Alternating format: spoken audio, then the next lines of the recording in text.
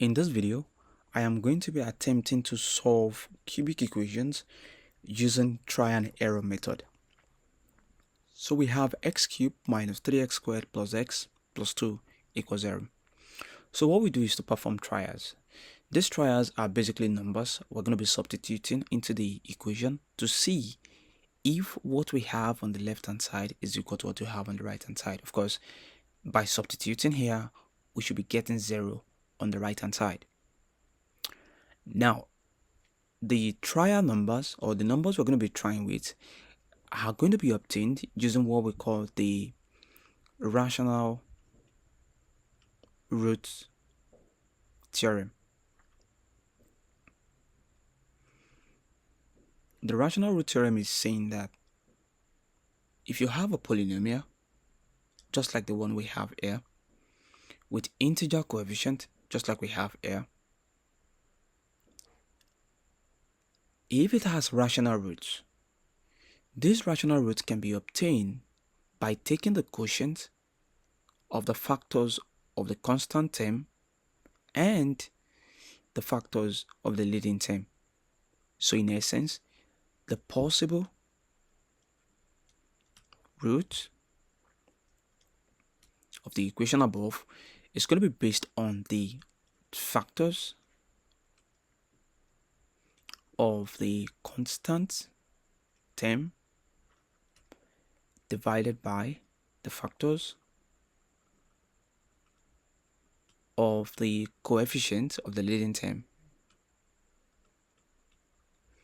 all right? So the factor of the constant term is 2, and taking 2 as an integer, so the factors, both positive and negative, will be plus or minus 1 and plus or minus 2. This is for the constant term. And for the leading term, we have 1 as the coefficient, so which means that the factors we're looking at here are basically plus or minus 1. Now the quotient of this means that we have plus or minus 1, plus or minus 2 for the constant, divided by plus or minus 1 for the coefficient of the leading term. So which means that the division of this, okay, the plus and minus are all the possible combinations that we have here, is going to give us the set of the possible roots that we are going to be having for this cubic equation. So which means that for plus or minus 1, plus or minus 2 divided by plus or minus 1, we could have plus or minus 1 divided by plus or minus 1. That is a possibility. And we could have plus or minus 2 divided by plus or minus 1. That is also a possibility. Now when we divide plus or minus 1 divided by plus or minus 1, our answer is also going to be plus or minus 1. And when we do the same here, our answer is also going to be plus or minus 2. Let me explain. If you look at this and then we try to split it up, it means that we have plus 1, okay, and we have minus 1. And what we have at the bottom, we have plus 1 and we have minus 1 as well. So if we go by all the possible combinations that we have, let's say you pick this plus 1, you divide it by this plus 1, we're going to have plus 1. If you take this plus 1 divided by minus 1, we're going to have minus 1. If I take this minus 1 to divide plus 1, we're going to have minus 1. And if we take minus 1 to divide minus 1, we're going to have plus 1. So our possible answers are plus or minus 1. That's the reason for this and this. Now we have the values we are trying with. So we have 4 values now. The 4 values are plus 1, minus 1, plus 2, and minus 2. So we begin the substitution, the trials. So let's start with x equals to 1. Then it means that x cubed minus 3x squared plus x plus 2 is going to be equal to, by substitution, 1 cubed minus 3 times 1 squared plus 1 plus 2. So this becomes 1 minus 3 plus 1 plus 2. This obviously is not equal to 0 because we need a substitution that is going to end up giving us 0. Now the next is to test for the next number. So obviously this is not going to work. It means that x minus 1 is not a factor. I have explained this in when I was talking about the remainder theorem. So the next number is x minus 1. So x equals minus 1. Then we substitute again.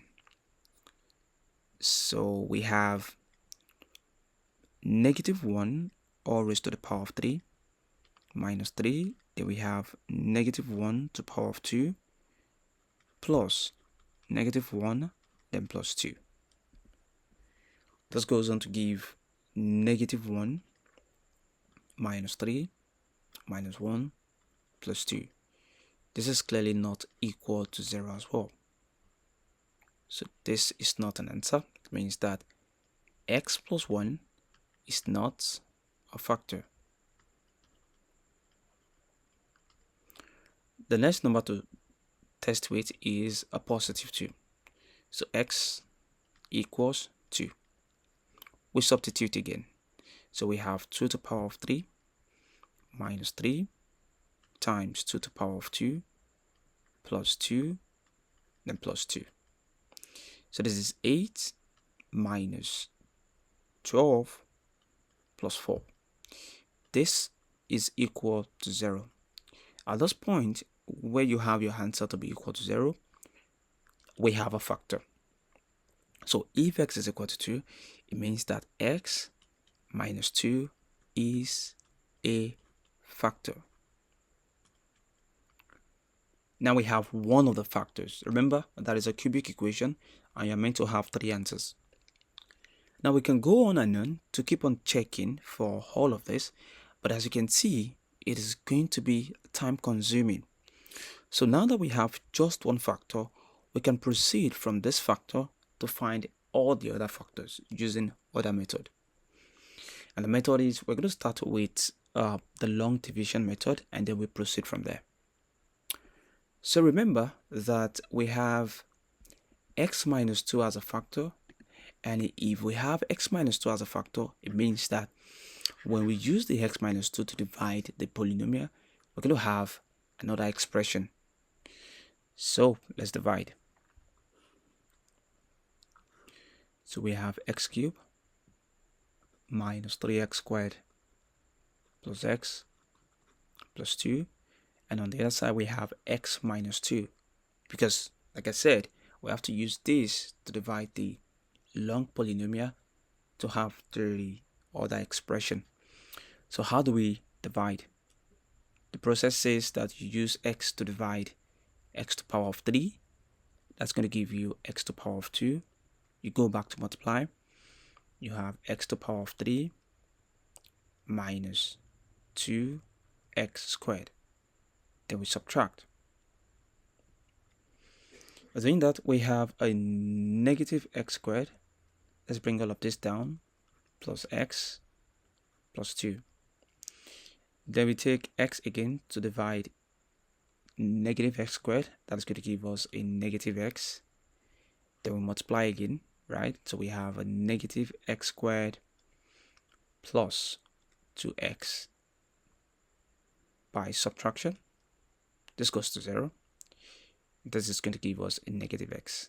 I bring down this plus 2. I have a plus 2. X divides negative x, negative 1. When you multiply again, you have negative x plus 2.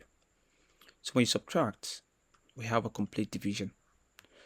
So therefore, we can say that x cubed minus 3x squared plus x plus 2 equals to 0 can be written as x minus 2 x squared minus x minus 1 equals to 0. Here it is in its factorized form. So we have x minus 2 equals 0, or x squared minus x minus 1 equals 0. So this means x is equal to 2 as we've obtained previously. And here we use the quadratic formula because there are no rational factors. So we do the quadratic formula that says that x equals negative b plus or minus square root of b squared minus 4ac over 2a. So x equals, here b is negative 1, so we have minus 1 plus or minus b negative 1, so negative 1 all squared minus 4 times 1 times negative 1, okay, all divided by 2 times 1. So x equals 1 plus or minus, this is going to give us 1 plus 4 divided by 2. So x equals 1 plus or minus root of 5 divided by 2. Remember that we've previously obtained x to be equal to 2, so x is equal to 2, remember. So finally, all the three answers are x equals to 2, x equals to 1 plus the root of 5 divided by 2, x equals 1 minus root of 5 divided by 2.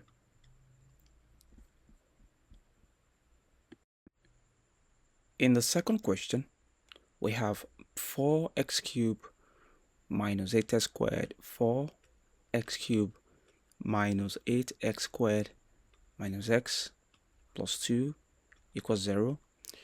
We look at the constant term, then we look at the coefficient of the leading term. So the factors we are looking at here are plus 1, plus or minus 1, and plus or minus 2. And for this, we're going to be having plus or minus 1, plus or minus 2, and plus or minus 4. Now remember that the ratio of the factors of the constant term, right? So we have a plus or minus 1, plus or minus 2, then 2, the ratio of the factors of the coefficient of the leading term. So we have plus or minus 1, plus or minus 2, and plus or minus 4. So if you look at all the possible combinations that we can have here, if you take 1 to divide everything here, we have plus or minus 1, plus or minus 1 over 2, plus or minus 1 over 4. That's the first set. Now the second set is taking this 2 again, divided by what you have at the denominator. You have plus or minus 2, plus or minus 1, and we have plus or minus half. So we can see that this is repeating already. This and this, they are both repeating, and this are both repeating. So the numbers we are looking at are going to be plus or minus 1 over 4, plus or minus 1 over 2, plus or minus 1, and plus or minus 2. So these are the possible rational roots. So these are going to be our test values. So we start testing the cubic equations using each of those values. Now I'm going to start testing using 1 because I feel 1 is easier to work with than the fraction. Okay, so let me start with 1. You can start with 1 over 4 or any number you wish.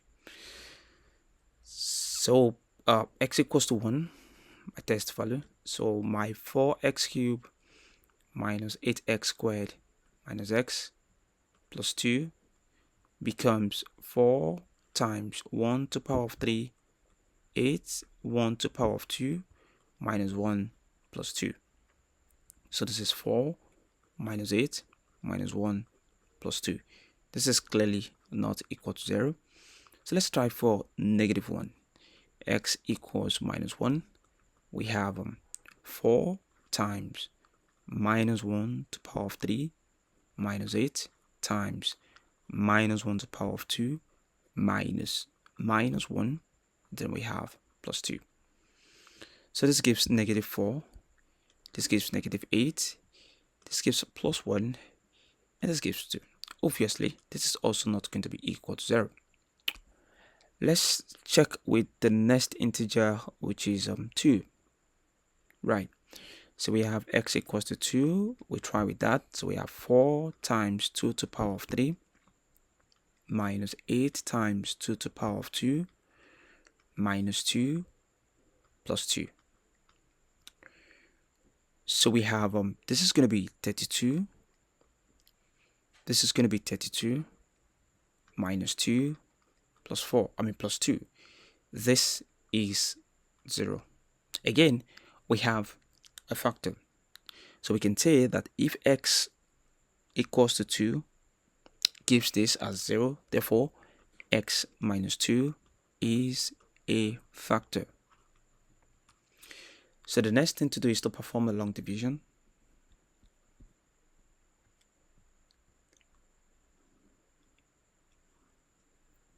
For x to the power of 3 minus 8x to the power of 2 minus x plus 2.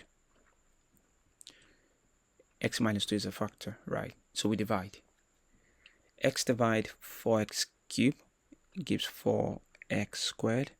When we multiply, we have 4x to the power of 3 minus 8x to the power of 2. When we subtract, all of this goes to 0, okay? This minus this is 0, and this minus this is 0. So we bring this down. We have a negative x and plus 2.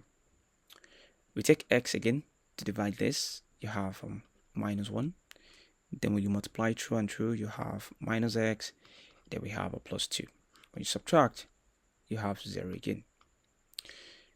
Therefore, 4x cubed minus 8x squared minus x plus 2 equals to 0 can be written as x minus 2 times 4x squared minus 1 equals to 0. So we can easily solve this, right? So x minus 2 equals 0, or 4x squared minus 1 equals 0. So that x equals to 2, and when we factorize this by difference of 2 squared, we have 2x plus 1, 2x minus 1 equals 0. So we have 2x plus 1 equals 0, or 2x minus 1 equals 0. So essentially, we have x equals to minus 1/2, or x equals to 1/2.